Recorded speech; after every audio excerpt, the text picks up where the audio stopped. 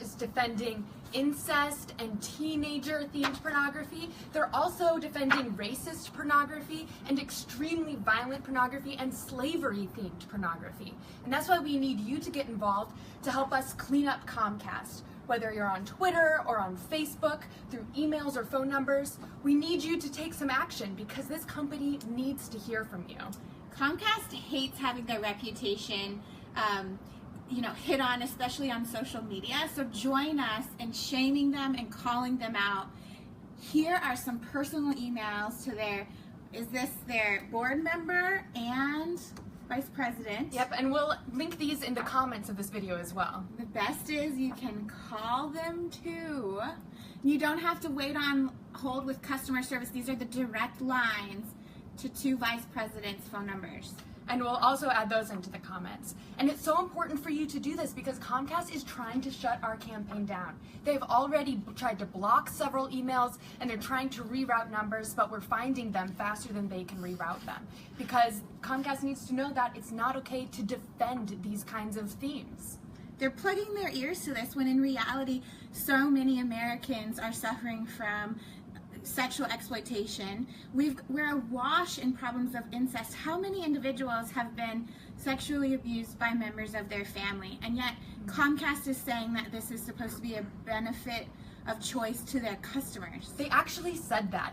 A Comcast vice president called our president at the National Center on Sexual Exploitation and told him that Comcast thinks it's a benefit to consumer choice that they're selling incest-themed pornography, racist pornography, slavery-themed pornography. This is an outrage, and honestly, I can't believe that a mainstream corporation like this thinks that they can get away with selling such clearly sexually exploitive material. Comcast is mad because we put them on the annual Dirty Dozen list. We name and shame 12 major facilitators of sexual exploitation in the United States each year, and Comcast made that list this year.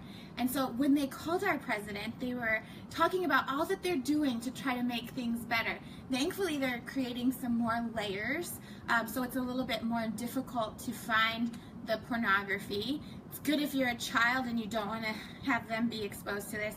But then they told us that they're just simply going to change the titles and the descriptions to essentially sanitize it, but that they insist on selling the same hardcore, extremely violent content. So they're basically just pushing the titles and explanations of the films under the rug, but the same content is there. That's the only thing that they're changing. So join us. Clean up Comcast, use the hashtag, tag us in Twitter and Facebook, and we'll share your news as well. You can also learn to get involved at dirtydozenlist.com. Wait guys, before we say goodbye, I'm going to keep holding the sign so you can write it down.